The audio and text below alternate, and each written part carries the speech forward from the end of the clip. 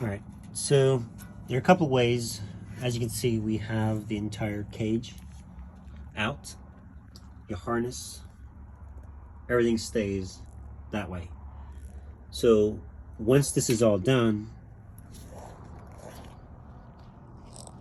all you're gonna do is just connect your motor wire and connect your capacitor. And that's it. So a couple ways of, and by the way guys, see you have those springs in the back, okay? It's impossible to fight with these springs and get these springs on. So if you're gonna do this, do it the right way. Now, I do have a special tool. It's a hook. To remove these, you can use, pliers, but it makes it kind of hard. It's not as, manageable. So you can use a hook. I'll show you how to use the hook, and it's pretty good for putting them back on as well.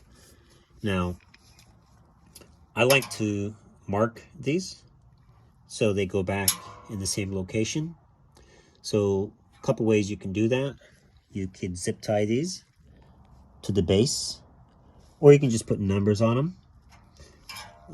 They should be the same strength, but it's going to keep the machine in the same stability as it was. So you can zip tie these together and keep them right there. So even the bolts, we'll put a mark on everything so everything goes back in the original location. If you do have this machine, you should address this rust while you have it out. And I do have a video actually where I have WD-40 and we treat this, but that's preliminary, that's before this rust. So if you do have this, you want to get some OSFO or this stuff called Corroseal. I will leave a link. I'll be using some of that on this. I'll be pouring some of it along the trim and make it soak all around.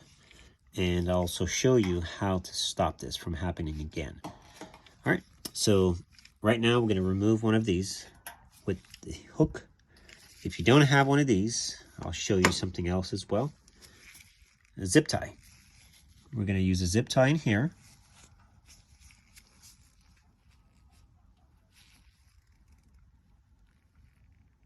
Backwards. That's okay.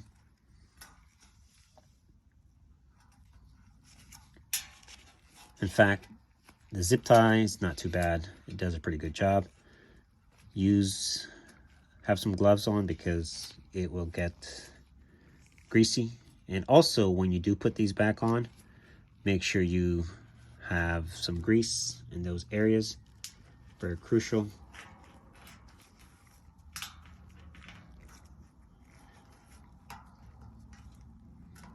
I'm going to be taking off all these, but I want to number them before I do. So I just want to show this real quick.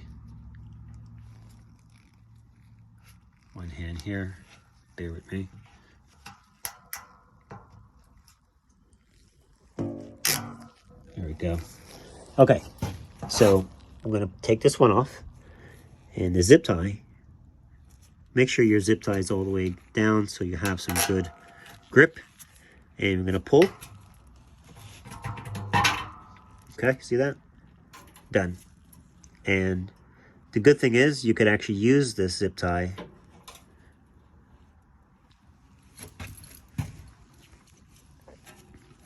well, it's kind of hard to use it again, but once you get it underneath, you can. And to use the hook, you get under it right there, just like that.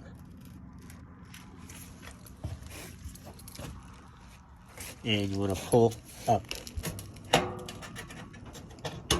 See that? So now that you have these out, okay, I like to leave them just so you know how they go back in. They hook up. So what you could do, you can zip tie them like that, or you can take them out. I personally like to leave everything as close as possible to how they're going to be. but you can do what you want. So, or if you want, just put a number on here, left, or in this case, right, just so that everything stays in its location. So I'm probably going to be just zip tying these together so I know they're together. All right, going to be taking off the rest.